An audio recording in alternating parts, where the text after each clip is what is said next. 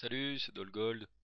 Voici mon analyse hebdomadaire pour l'euro-dollar, séance du 1er au 5 février 2010. Avant de commencer, j'aimerais faire un bref débriefing sur mes conseils de trade par rapport à la vidéo précédente. Je m'attendais euh, lundi à un petit rebond, début de semaine. Bon, je sais pas si on peut parler de rebond puisqu'on est allé talonner les 1,40 et 1,93. Je pensais que ça allait être légèrement plus important. Cela dit, la tendance baissière, c'est bien confirmé, on le voit par la succession des bougies rouges ici, et notre jolie bougie rouge hebdomadaire qui est clôturée sous la Bollinger. Je vous avais dit également de prendre un take profit à 1,3920, et vendredi on a clôturé sur les niveaux 1,3861 environ. Analysons maintenant le graphique pour la semaine à venir. Alors concernant le parabolique SAR, on voit bien que ce soit en périodicité journalière ou hebdomadaire, on voit bien que le parabolique est nettement au-dessus du prix des cours, que l'on a également clôturé sous la Bollinger inférieure. La séance de vendredi est très nette. Concernant les indicateurs, si on suit le mouvement directionnel, on voit une ADX qui atteint de jolis scores puisqu'elle est supérieure à 40. Une DI négative qui est toujours croissante et qui est bien au-dessus de la DI positive. Donc qu'est-ce que ça veut dire? Ça veut dire que la tendance baissière va se poursuivre, c'est clair, c'est net. Néanmoins, mon attention se pose sur deux autres indicateurs qui étaient présents lors de ma vidéo précédente, mais qui ne présentaient pas de grand intérêt il y a une semaine. Maintenant, c'est différent. Alors, le MACD, lui, on voit qu'il est clairement négatif,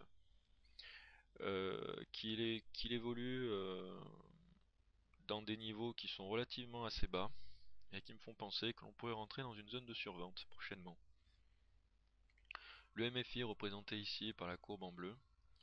MFI ou Money Flow Index, donc c'est un indicateur qui est proche du RSI, puisqu'on l'analyse de façon identique.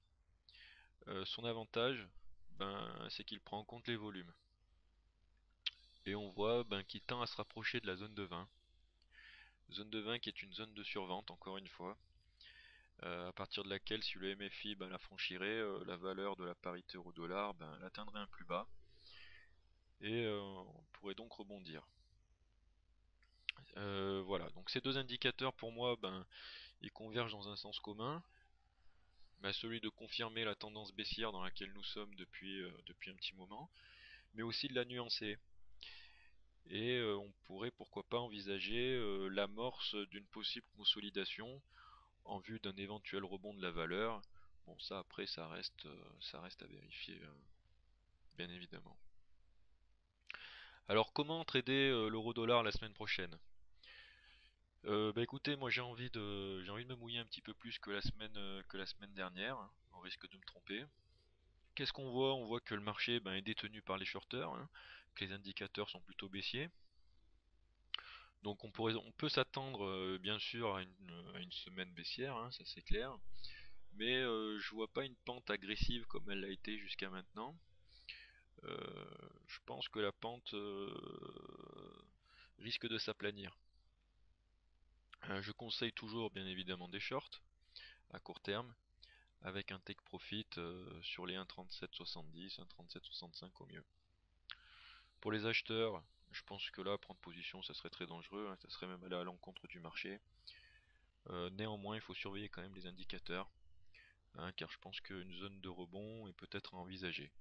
Alors, est-ce qu'elle arrivera fin de semaine prochaine? Ça, c'est pas du tout sûr, ça reste à voir. Voilà, merci pour votre attention, bonne semaine, bon trade, et à bientôt pour une nouvelle analyse. Ciao ciao.